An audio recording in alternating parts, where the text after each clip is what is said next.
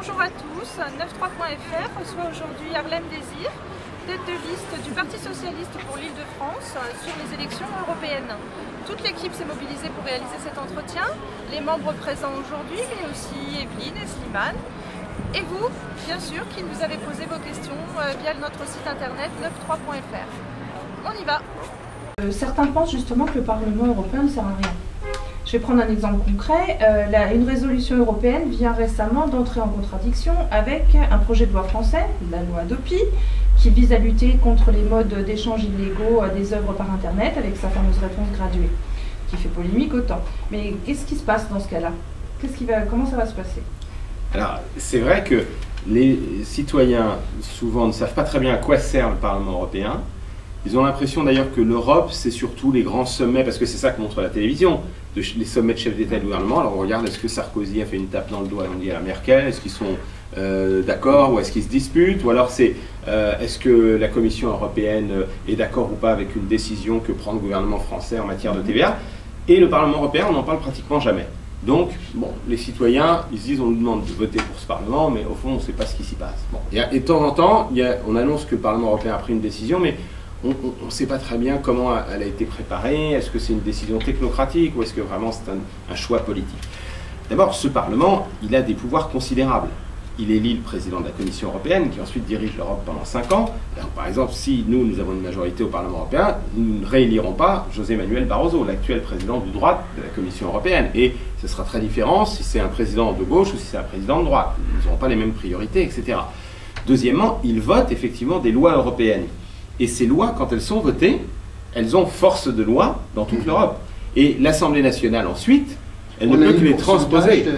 Il y a à peu près 60% des lois que vote l'Assemblée nationale tous les ans qui sont juste la traduction, la transposition en droit français de ce qui a d'abord été voté au Parlement européen. Donc quand, par exemple, nous votons sur l'avenir du secteur postal, c'est là que se prend la décision de savoir si ensuite la Poste en France va pouvoir rester le seul service public pour la distribution du courrier ou si elle va être mise en concurrence avec des opérateurs privés. Nous nous sommes battus contre la mise en concurrence. La majorité de droite a fait passer une directive qui impose qu'à partir de 2011-2012, progressivement, il y aura la mise en concurrence. Donc il n'y aura plus d'ailleurs le même prix unique du timbre pour toutes les lettres selon la distance, etc. Mais ça, si on veut le changer, il faut une autre majorité au Parlement européen. Là, il y a cette loi Internet et création qui a créé effectivement la riposte graduée, Hadopi, un organisme qui va pouvoir couper l'Internet de ceux qui font du téléchargement illégal. Mais nous, au Parlement européen, nous sommes en train de voter sur la réglementation des télécommunications en Europe. Et nous, les socialistes, en tout cas, nous avons défendu une disposition au travers d'un amendement dans cette directive européenne sur laquelle nous allons voter définitivement le 6 mai.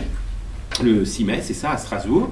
Où nous disons qu'une autorité administrative, donc qui n'a pas un pouvoir judiciaire, ne doit pas avoir la possibilité d'abord de faire intrusion dans les communications Internet privées pour regarder si vous avez téléchargé telle musique, tel film, etc. C'est comme si quelqu'un venait ouvrir votre courrier. La liberté de communication, c'est un droit fondamental reconnu par l'Union européenne. Et deuxièmement, nous disons que cette autorité purement administrative n'a pas le droit de couper à quelqu'un son accès à Internet. Donc, si les États veulent instaurer des amendes, etc., moi je ne suis pas favorable, ça à la limite ils ont le droit, mais nous, législateurs européens, protecteurs des droits fondamentaux des citoyens européens, si nous votons cela, il faut qu'il y ait une majorité le 6 mai, on est en train d'y travailler, et bien effectivement, cette directive européenne deviendra obligatoire dans tous les pays de l'Union, et donc la loi votée par l'Assemblée, il faudra ensuite la modifier. Alors, il y aura un délai de 2 ans de transposition, 1 an et demi, 2 ans, ça dépend des textes, mais c'est vrai que c'est le Parlement européen, dans ce cas-là, qui adopte les décisions qui ont le dernier mot. Donc, j'ai beaucoup d'amitié et de respect pour mes collègues députés à l'Assemblée nationale, parce qu'il y a beaucoup de domaines où c'est eux qui ont le pouvoir, quand il s'agit de voter, par exemple, la loi sur l'université en France, le budget d'éducation nationale, ça c'est l'Assemblée nationale.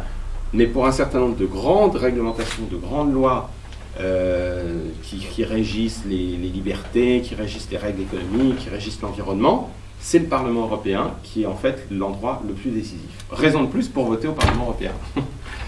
Chaque élection a ses enjeux. Quels sont ceux de ces élections européennes pour la gauche pour la gauche et pour les socialistes européens en général? L'enjeu de cette élection, en réalité, c'est le même que toute élection pour un Parlement. Et c'est ça qui est peut-être le plus dur à expliquer. Parce qu'en fait, le Parlement européen, c'est un Parlement comme les autres. Évidemment, la différence, c'est qu'il est composé de députés qui sont élus par des citoyens de 27 pays, pas d'un seul pays. Mais pour le reste, si on veut demain avoir des politiques de progrès social, des politiques de développement durable, des politiques de redistribution, il faut qu'il y ait une majorité politique dans ce Parlement qui veuille aller dans cette direction. Ce Parlement a aujourd'hui une majorité de droite.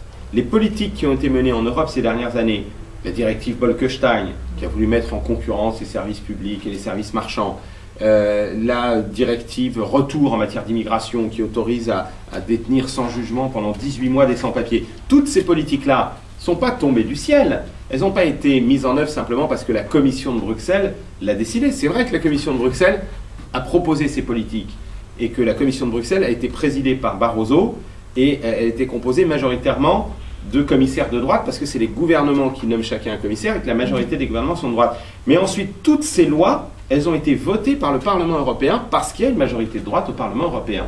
Et donc ces politiques-là qui ont déçu les citoyens en Europe, c'est le bilan de la majorité de droite sortante au Parlement européen. L'enjeu de ces élections, si on veut changer de politique européenne, c'est de changer de majorité au Parlement européen. Et dans ce moment de basculement du monde, où un système s'est effondré, c'est le système de l'économie néolibérale, hyper financiarisée, qui est issu de l'idéologie des années Reagan, Thatcher, Bush.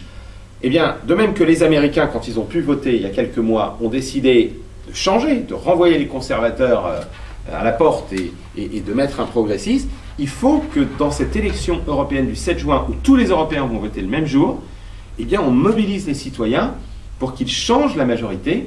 Et puisqu'ils veulent une Europe, je crois, plus progressiste, moi je dirais une Europe de gauche, ben, il faut qu'ils donnent une majorité de gauche au Parlement européen. Donc qui votent pour les listes qui peuvent permettre de changer la majorité. Et le Parti socialiste en France s'est allié avec tous les partis socialistes européens et présente un programme commun, pour la première fois, qu'on appelle le manifesto, le manifeste des partis socialistes européens, qui propose un changement complet de politique économique et sociale en Europe, qui propose par exemple de rendre obligatoire qu'il y ait un salaire minimum dans tous les pays, pour limiter le dumping social, et que ce soit une étape vers un salaire minimum européen, qui propose qu'il y ait une directive de protection des services publics, qui propose qu'on renforce le budget européen pour le mettre au service justement de grands travaux européens qui vont créer de l'emploi, mais dans le domaine de la qualité de la vie, du développement durable, créer des TGV européens, soutenir par exemple l'isolation thermique des logements dans toute l'Europe, parce que c'est des économies d'énergie pour les ménages, c'est créer de l'emploi dans le bâtiment, c'est des emplois qui vont nous aider à développer des technologies innovantes en matière d'isolation, et ensuite c'est des entreprises qui pourront, y compris vendre ces technologies partout ailleurs dans le monde.